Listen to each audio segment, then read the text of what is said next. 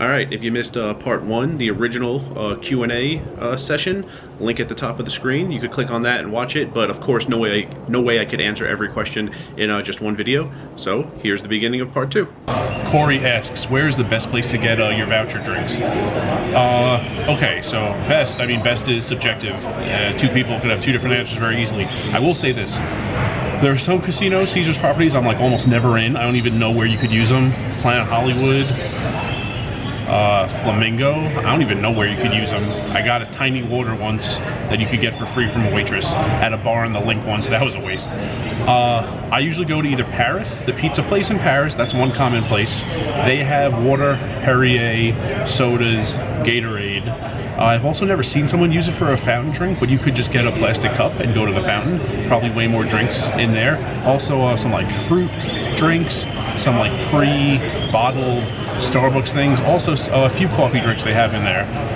You could go to the place in little south side of Paris, Cafe Belle Madeleine. Way more things. All the things I just said in the pizza place.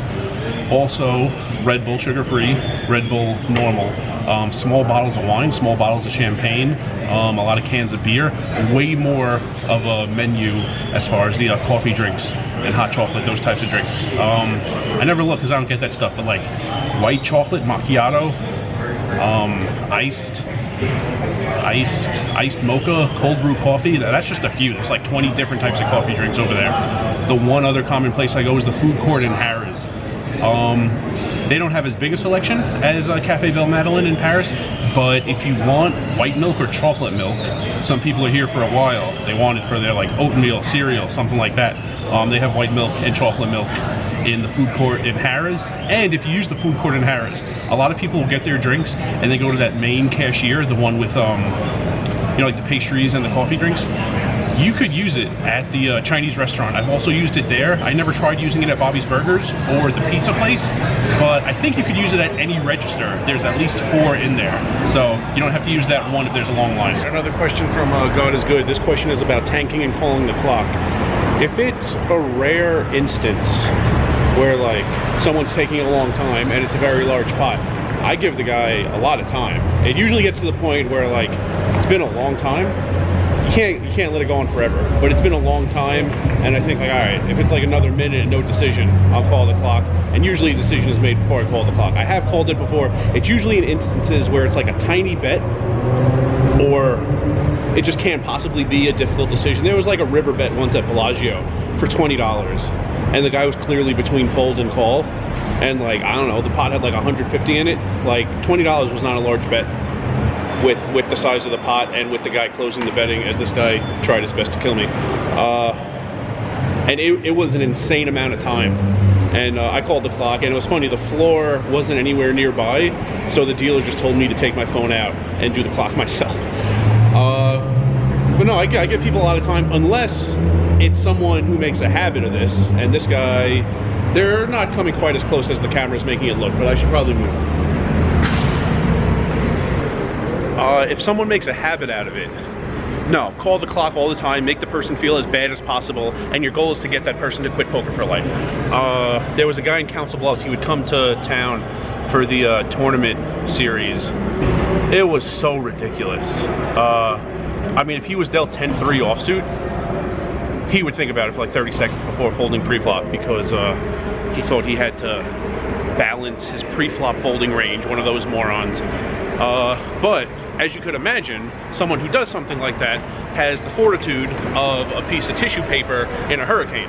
So it didn't take much to like make him like run off crying. I remember once a guy came to the table and saw the guy tank and said, "Where are the cameras? This guy's taking forever. This must be the TV table, right?" That was enough. The guy left as soon as he said that. That was awesome. So yeah, if someone's making a habit out of it, call the clock all the time. Even if you're not calling the clock, make the guy feel as bad as possible, because it's just something that destroys poker. And yeah, try to get those people to leave. Question from Adam, and if you're wondering where I am, I'm on the list in Sahara. There's only one game and I'm second up, so I need 2 people to leave that table. It's gonna take a while. I'm walking around the valet area. Question from Adam about poker burnout and how many people are playing in Vegas. Kind of 2 different questions there. I don't like playing as much as I did at like my peak. of enjoying playing, but I've been playing live poker since, what, 2012 was the first time? So yeah, I still like playing. It's not like when I'm like at 10 hours on the day, I like still want to play like another 5. And there have been stretches in my life where that's been the case. Not right now. Second part of the question, kind of, as that guy gave me a weird look. Is Vegas busy? That's an interesting question, because Vegas is unique in that you could walk into a lot of rooms. Like Sahara has 1 table going right now. Earlier in the day when I was looking at Bravo, I think MGM had 4. Westgate only has 7 tables. Can't possibly have that many games going. You could walk into several poker rooms and not see a ton going on, but people don't understand there's still 17 rooms in the metropolitan area here. So if you got everyone playing poker in the city right now in one room, it would look massive. But those people are spread out over 17 different rooms that aren't all that close to each other. 11 of them are on the Strip. I need to get my hands here. The Strip. And between Mandalay and Sahara, I'm at Sahara, and 6 are nowhere near the Strip. Orleans is the closest of the other 6, so yeah, still 17 rooms. So there are rooms that have a lot of tables and are very busy. There are rooms that have a small number of tables and have, like, consistently have like 3-4 games. So I guess that's all the information I can give you on that question and answer. Look Outside asks, have you been in the Sphere? Not inside, no. I was here in 21 when they started building it. Seen it, you know, seen the progress. Now it's complete, and pass it on the monorail all the time. Often see it from my Bally's or Harrah's room. Have not been inside. Probably won't. I don't know. I don't go to a lot of concerts. If I don't know. I was gonna say if like some comedian is inside, which I don't think they're doing that in there. But even the comedians I like aren't there. Ray Romano, I should probably go to one of his sometime. I think he, think when he comes to town like once a month, it's at Mirage. And Brad Garrett occasionally, you know, his comedy club in MGM. I don't know if Heffernan, Kevin James ever comes, plays Vegas. Seinfeld occasionally at Caesars. Yeah, more like into stand-up, even though I've never been to one, but I'm more into that than concerts. So probably will never be in the Sphere. Korea Man asks, how come I almost never play at the Wynn? It's one of the nicest rooms in his opinion. For one, the location. It's not near much. It's also not on a monorail stop. So MGM, Bally's,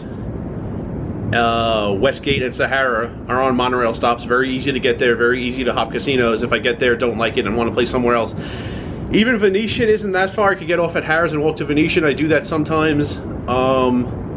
It's like there, Wynn and Resorts World and all the places off the Strip aren't near anything else. So you go there and you don't like the game and you want to leave, and it's like you're at Wynn. What's your other choice? Like walk to Venetian. Like that's pretty much it. I don't really like playing at Venetian either. So the location is one thing. Also, yeah, it's very nice. It's very modern, very clean, very like bright. Often, not all the time, but often. In Vegas, other cities it's different. In Vegas, the nicer the room, often the worse the game.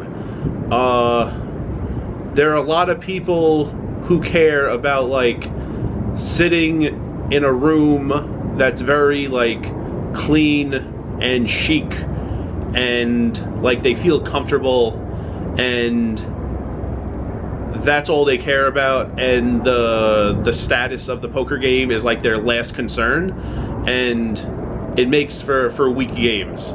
So like the places that are like have uncomfortable chairs, or like slightly outdated, or are like not so like prominent, like think of the people who don't mind playing there, think of the people who would never play there, and it's usually a better player pool for like more raises, more showdowns, more all-ins, more fun, more conversations.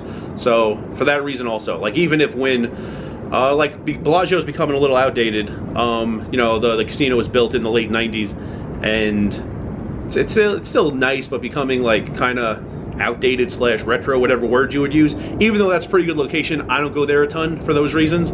So Wynn is kind of similar in that regard to me.